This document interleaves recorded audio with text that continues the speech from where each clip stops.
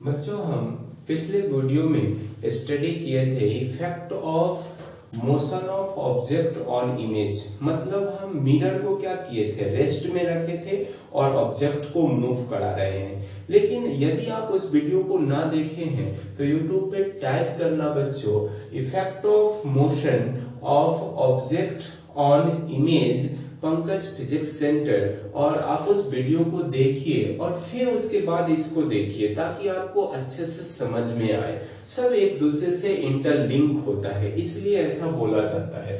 अब आपको क्या है कि इसमें देखो कि अब मिरर को अब क्या करना है, मूव कराना है। इस समय ऑब्जेक्ट को रेस्ट में करेंगे। क्या करने वाले हैं, ऑब्जेक्ट को रेस्ट में करेंगे। इसमें कैसे थोड़ा सा ड्राइव भी करेंगे। तो यहाँ पे देखो ऑब्जेक्ट रखा हुआ है। मान लो बच्चों कि यह d डिस्टेंस दूर रखा हुआ है।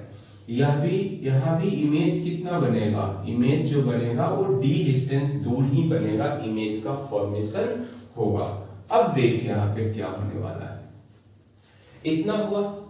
अब क्या होगा कि जैसे d डिस्टेंस दूर है, अब ऑब्जेक्ट को हम रेस्ट में रखते हैं। रेस्ट, मिरर को क्या करेंगे, मूव कराएंगे। मिरर को इस डायरेक्शन में मूव करा दिए, मिरर को v वेलोसिटी दिए, तो इमेज जो होगा वो 2v से भागेगा। कितना से भागेगा, 2v से। अब आपके माइंड में आता हो कि ऐसा क्यों हो गया रे, ऐसा क्यों होने की वजह क्या है बच्चों।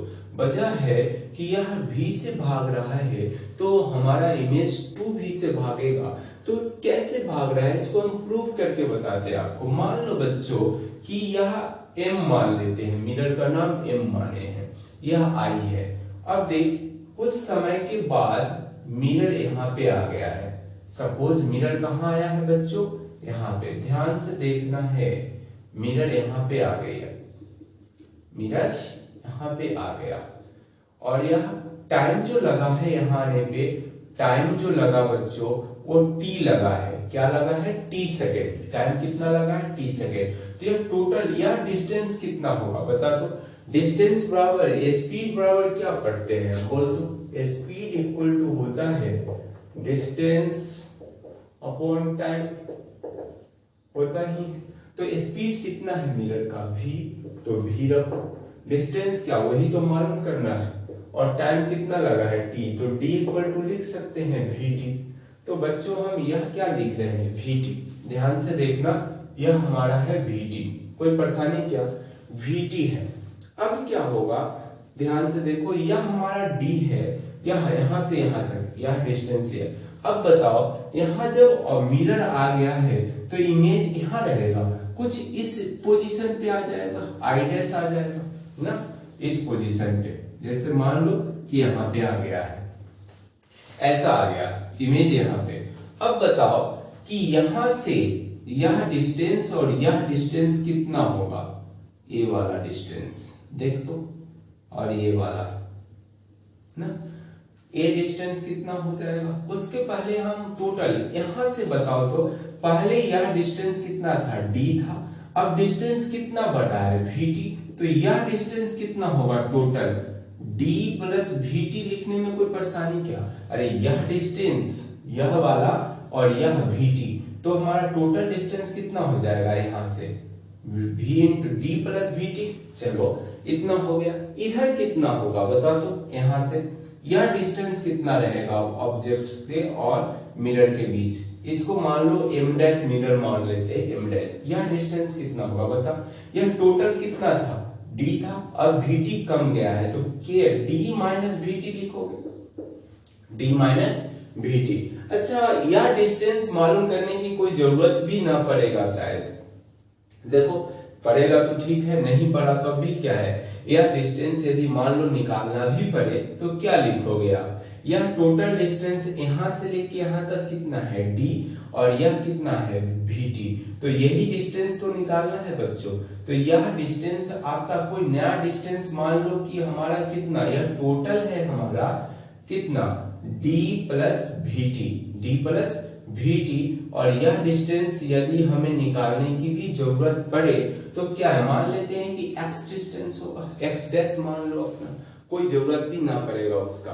तो अब बताओ कि यह हमें डिस्टेंस, हमें तो स्पीड निकालना है ना, तो स्पीड इक्वल टू क्या होगा बता दो, डिस्टेंस अपॉन टाइम। अब यह डिस्टेंस कितना बचेगा, यह टोटल लेंथ माइनस का 30, तो क्या लिखोगे d प्लस वी टी, यह टोटल लेंथ, और माइनस का 30, तो यह लेंथ नहीं मालूम हो जाएगा, minus d minus we T upon क्या लिखोगे टाइम, टाइम कितना लगा है रे, यह यहां से यहां तक आने में कितना टाइम लगा, t टाइम ना। तो चलो आगे देखो, स्पीड, स्पीड को क्या माने हो v, तो v मान लो, d माइनस प्लस का vt, और माइनस क्या लिखोगे minus d plus vt upon क्या लिखोगे t, तो d से यह मतलब d गए, और बचेगा कितना बच्चों v equal to 2vt upon क्या लिखोगे t, t से t गए तो v इक्वल टू क्या होगा 2v, हुआ कि नहीं। तो यह डिस्टेंस x डैश जो लिख लिए उसको निकालने की कोई जरूरत भी नहीं है, फालतू का चीजें है वो। तो यहां से आप क्या करोगे, यह डिस्टेंस v इक्वल टू कितना बचेगा 2v। तो बच्चों जब भी ऐसा कब होगा, ऐसा तब होगा जब ऑब्जेक्ट को, मिरर को परपेंडिकुलर मूव कराओ, मिरर को प्लेन में परपेंडिकुलर मूव करेगा तब की ऐसा केसेस है। तो आपको ऐसा लिखो बच्चों कि ऑब्जेक्ट यदि मतलब इमेज जो है वो परपेंडिकुलर होगी तो कितना होगा, two velocity of mirror, two velocity of mirror मतलब परपेंडिकुलर के केस में। तो क्या लिखोगे, और साथ ही साथ क्या लिखना है, अपोजिट डायरेक्शन की सेम डायरेक्शन, अपोजिट की सेम डायरेक्शन होगा। मान लो कि ऐसा कि इसमें यदि इस डायरेक्शन को हम पॉजिटिव मानते हैं, इधर जाएंगे तो पॉजिटिव और इधर गए तो निगेटिव मानते हैं बच्चों, तो देखो यदि मिरर को इस डायरेक्शन में भगा रहे तो वो जो आएगा वो माइनस का 2 कितना आएगा माइनस का 2vm वेलोसिटी ऑफ मिरर। यदि हम उस डायरेक्शन में भगाते तो यह प्लस लिखते।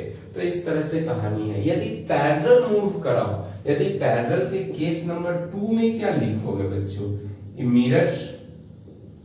Mirror moves in plane, moves parallel in plane, मतलब प्लेन में कैसा पैरेलल मूव करे तो क्या होगा बता दो बच्चों, क्या होने वाला है, मूव करेगा पैरेलल। तो इस केस में क्या होगा बताओ, जितना इमेज का स्पीड होगा ना, मान लो कि ऑब्जेक्ट को क्या है O है और यह डिस्टेंस कितना है D है, तो यह भी D होगा I डैश। अब यह मिरर को, ऑब्जेक्ट को रेस्ट में रखे हुए हैं, मिरर को पैरेलल भगा रहे हैं। पैरेलल कहने का मतलब है सीधा ऐसे, सीधा ऐसे। तो क्या है, कोई मिरर ऑब्जेक्ट जितना रेस्ट में है उतना ही इमेज डिस्टेंस पे बनता रहेगा हमेशा। तो क्या है, वेलोसिटी ऑफ इमेज जो होगा पैरेलल के केस में, पैरेलल के केस में वो वेलोसिटी ऑफ मिरर के बराबर होगा ना, पैरेलल के लिए बच्चों। लेकिन परपेंडिकुलर मूव कराएंगे तो 2v से भागेगा, 2v से, और ये डायरेक्शन की वजह से माइनस आया है। तो आपके ऊपर डिपेंड है, कोई हार्ड रूल नहीं है, आपको जिधर मन करे उधर माइनस पॉजिटिव मानो, नेगेटिव मानो, और उसके अनुसार सोच के बनाना है। तो यही हमारा कॉन्सेप्ट था। अब फिर अगले वीडियो में इससे अगला टॉपिक हम पढ़ेंगे कि यदि दोनों को मूव करा दे, ऑब्जेक्ट और मिरर को, तो क्या इफेक्ट पड़ने वाला है उसके बारे में। That's it.